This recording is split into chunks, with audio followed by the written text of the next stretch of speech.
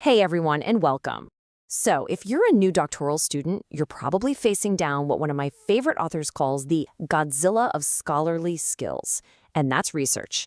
It feels like this huge, intimidating beast, right? Well, don't worry. In this explainer, we're going to give you the tools you need to tame it. And that is just the honest-to-God truth. You're making this massive shift from being a consumer of knowledge to a producer of it. And that's a huge identity change. It's messy, it's confusing, and frankly, it's why so many brilliant people get stuck as ABD, all but dissertation. But it really doesn't have to be that way. If you have a clear process, you can absolutely get through this. All right, so here's our game plan. First, we're going to talk about the right mindset for a researcher. Then, we'll break down the 3 pillars of any project: your topic, question, and thesis. After that, we'll walk through a 5-step process for actually finding your question. We'll cover some killer tactics to keep you focused, and we'll wrap up with the ethical code that is the foundation of all great scholarship. Okay, first things first, we gotta get our heads in the right space. To avoid becoming one of those ABD statistics and to actually finish your degree, you have to know what your one single overarching goal is. And I'm gonna bet it's probably not what you think. This right here, this is the most important shift you'll make. So many students get lost because they think their job is to write about a topic, like, say, the history of educational policy. But that's not it. Your real job is to become a detective. You're hunting for the answer to a specific, meaningful puzzle that really matters to your field. So let's talk about these 3 pillars: topic, question, and thesis. These guys provide the core structure for your entire project. And let me be clear, if you can't state these 3 things clearly, you don't really have a research project yet. What you have is just a vague interest. Let's break this down. Your topic is the big neighborhood you're playing in. Let's say it's teacher burnout for those of us in education. The question, that's the specific street address. What's the #1 cause of burnout in new high school teachers? And your thesis? Well, that's what you find out once you get inside the house. It's your original, evidence-backed answer. And here's a perfect real-world example from the author of our source text. See how crisp that is? Topic, question, thesis, boom, boom, boom. This is exactly what you're aiming for. It's your elevator pitch, and it tells everyone you know exactly what you're doing. So here's a little challenge for you. Think about it right now. Could you do it? Because being able to rattle this off doesn't just impress your professors. More importantly, it gives you this incredible sense of confidence. And it becomes your North Star for the whole crazy research journey. Okay, so how in the world do you find that perfect question? The one that you genuinely yearn to answer. It's often the hardest part of the whole process, but luckily there's a system to it. Now, before we get to the actual steps, you have to remember the 2 golden rules for any great research question. First, it's got to be original. It has to fill a real gap. And second, it has to be significant. It needs to be a gap that people in your field actually care about. Your work has to tell us something new that we really need to know. And here is that process.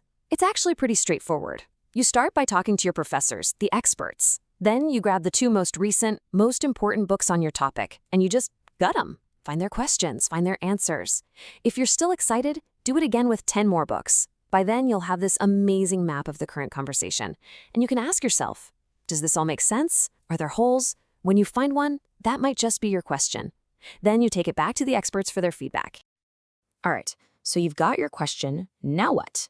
Well, you need tactics to actually get the research done, both efficiently and ethically. Think of these as the practical rules of the road that are going to save you from drowning in a sea of information. What's this? 8. That's it. This is your new magic number. The first, and maybe the most powerful tactic you can use, is to shrink your research question down to 8 words or fewer. I know, it sounds impossible, but trust me, that constraint is an incredible focusing tool. Just look at these examples. They're so sharp, so powerful. A question like, what produces strategic empathy, is like a tightly wound spring, just begging to be uncoiled and explained. Every time you read a document or write a paragraph, you can just ask yourself, does this help answer my 8-word question? If the answer is no, you cut it. This next tactic is the one that saves you from becoming irrelevant. Your dissertation might be a really narrow case study, but you must be able to explain how it helps us understand a bigger puzzle in your field. If you can't answer the so what question, you need a new project, plain and simple. Your work has to matter. Now let's get serious and talk about the soul of scholarship. These aren't just tips and tricks. These are the fundamental ethical principles that you have to live by. This is what separates a genuine search for truth from just, well, propaganda. This one is absolutely non-negotiable. If you start a project just wanting to prove something you already believe, you're not acting like a scholar, you're acting like an advocate. A scholar's job is to start with an open mind, follow the evidence wherever it leads, and be totally prepared to be surprised or even proven wrong. The goal isn't to win an argument, it's to discover the truth. And this builds right on that last point. You can't just pick out the little bits of evidence that support your hypothesis and ignore everything that doesn't. A true scholar actively goes looking for counter-evidence, for the data that challenges their ideas, and they confront it head-on. I love this analogy, it's so powerful. Think of yourself not as a lawyer, but as a judge. A lawyer's job is to build the best possible case for their client, right? But a judge has to weigh all the evidence from every side before they can reach a verdict. That is your role as a scholar, to fairly assess every plausible explanation. So how strong does your evidence really need to be?